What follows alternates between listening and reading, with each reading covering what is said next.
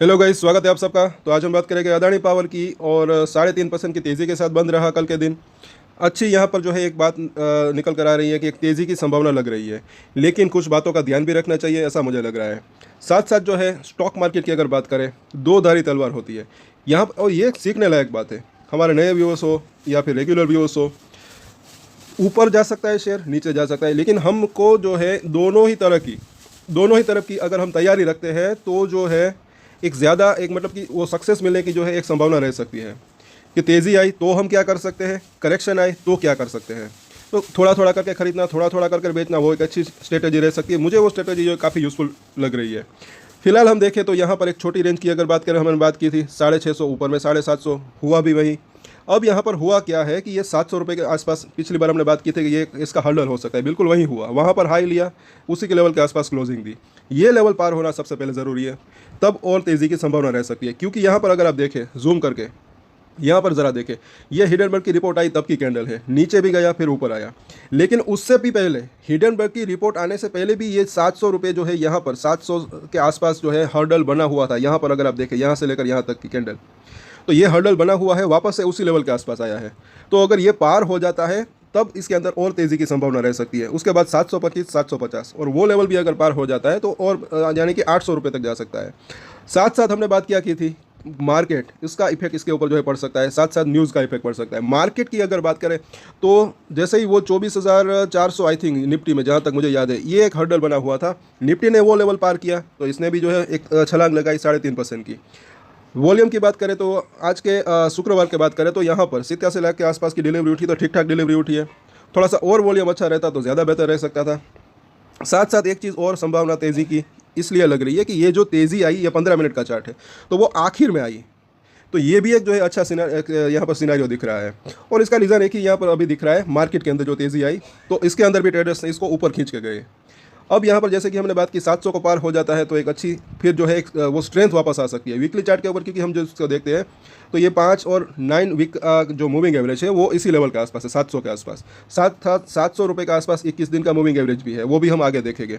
तो इसके ऊपर ये टिकने लगे तो वो जो स्ट्रेंथ है वो वापस आ सकती है। उसके बाद 725 से 750 तक तो कम से कम जाने की संभावना यहाँ पर लग रही है, अगर सब कुछ बढ़िया रहता है, मार्केट का साथ रहता है। सपोर्ट कौन से हो सकते हैं वो भी हम देखेंगे, उसको भी ना भूलें।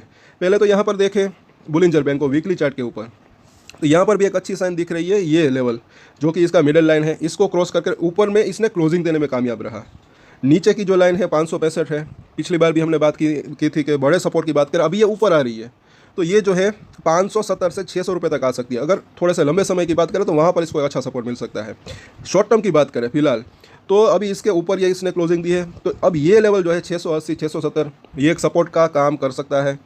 और जब तक इसके ऊपर बरकरार है तब तक अगर सब कुछ बढ़िया रहता है, ये अगर देखें तो इसकी जो ऊपरी लाइन है वहाँ तक जाने की संभावना रह सकती है, जो कि 800 रुपये का लेवल है।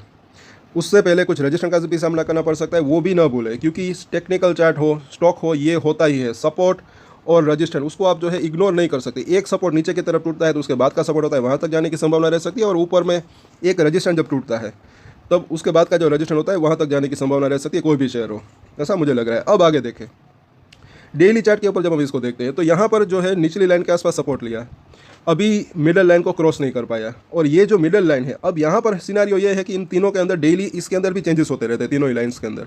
तो अगर ये मिडल लाइन को क्रॉस करने में कामयाब रहता है तो अभी इसकी जो ऊपरी लाइन 736 के आसपास है, लेकिन ये फिर ऊपर कर्व ले सकती है और ये 750 तक जा सकती है, तो वहाँ तक जाने की संभावना रह सकती है।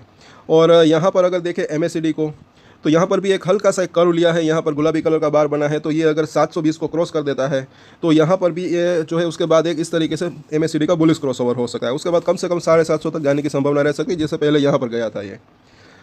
और RSI को देखें तो ये 47 तक पहुँच चुका है, पिछली बार 35 के आसपास था गुरुवार के आई थिंक बुधवार के दिन, गुरुवार को तो शायद छुट्टी थी।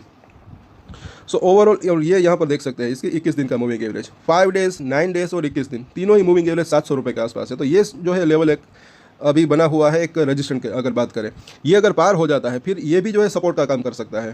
थोड़ा सा वॉल्यूम ज़्यादा अगर बेहतर रहे तो भी अच्छा रह सकता है, क्योंकि अभी जो है ये सिमिलर वॉल्यूम है, यहाँ पर जितना पहले दिन था उतना ही अभी है बना हुआ है। थोड़ा सा और वॉल्यूम हो जाए तो ज़्यादा बेहतर रह सकता है, फिर एक स्ट्रॉन्गनेस यहाँ पर दिखने को मिल सकती है। तो अब इसके सपोर्ट और रजिस्ट्रेशन हम देख लेते हैं। सोमवार की बात करें तो मुझे ऐसा लग रहा है कि तेज़ी की संभावना रह सकती है, 700 को क्रॉस करना ज़रूरी है। इंट्राडे में सिर्फ नहीं, बल्कि वहाँ पर क्लोजिंग दे दे 705, 710, 715 के आसपास। जितनी ऊपर क्लोजिंग दे उतना ज़्यादा बेहतर रह सकता है। और सपोर्ट और रजिस्टेंस की बात करें तो पहला सपोर्ट एरिया तो यही दिख रहा है 700 रुपये के आसपास का, जो कि अभी इसका लेवल है, इसी के आसपास, मतलब कि जो क्लोजिंग प्राइस है उसके नीचे अभी भी, जैसे कि ये 680 से 670, सॉरी 6, जी हाँ 670, और उसके बाद जो है तकरीबन वो 640 का जोन जो कि पिछला था।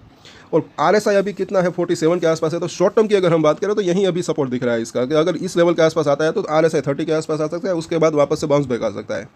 इस बार क्या हुआ, 30 से थोड़ा सा ऊपर 35 से ही जो है इसने बाउंस बैक दे दिया, क्योंकि बाजार के अंदर बाउंस बैक आया, वो जो रजिस्टेंट जो है वो ब्रेक किया निफ्टी ने।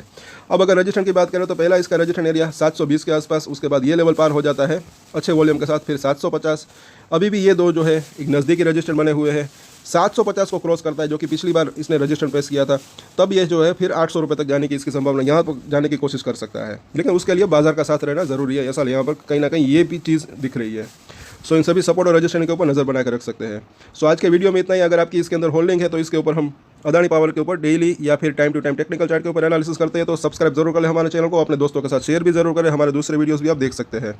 और एक स्टैंडर्ड डिस्क्लेमर जो कि मैं हमेशा देता हूँ, आप कोई भी ट्रेड ले उससे पहले अपनी रिसर्च करें, अपने फाइनेंशियल एडवाइजर की सलाह ले, उसके बाद ही कोई डिसीजन ले, और डिसीजन ले तो उसकी जिम्मेदारी मेच्योरिटी के साथ खुद ही ले। ये वीडियो मैंने एजुकेशन पर्पस के लिए बनाई, मेरी तरफ से कोई भी बाय या सेल की रिकमेंडेशन नहीं है। Thank you.